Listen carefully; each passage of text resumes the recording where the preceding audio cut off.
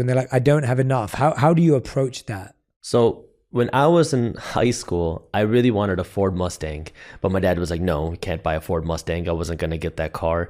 But this is, again, when stock prices had crashed.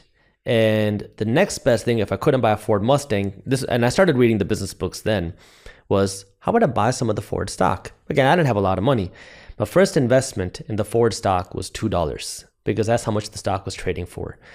Now it's much higher, but what I'm trying to get at is, you can start with a very little amount of money. I mean, nowadays with the new age of stock brokerages, if you have $10, you can start buying this type of equity. You can start building this type of equity. But the key now is the consistency and how often, like doing it all the time. Because when I say consistency, people say, oh, anytime I have $100. Well, okay, what you want to do by consistency is make it automatic.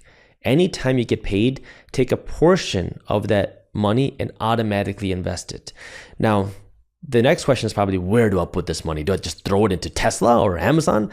Well, if you're not willing to do that level of research, where you don't want to try to find the best companies, you don't want to invest in real estate, you don't want to get into the more, let's say the more advanced type of stuff. You want to just put your money to work. Well, the simplest thing you can do is look at something called an ETF, which is an exchange traded fund, which gives you exposure not to one company, but many companies, maybe hundreds of companies. For example, there's something called the S&P 500, which is a group of the 500 biggest companies on the stock market, essentially the 500 biggest companies in America.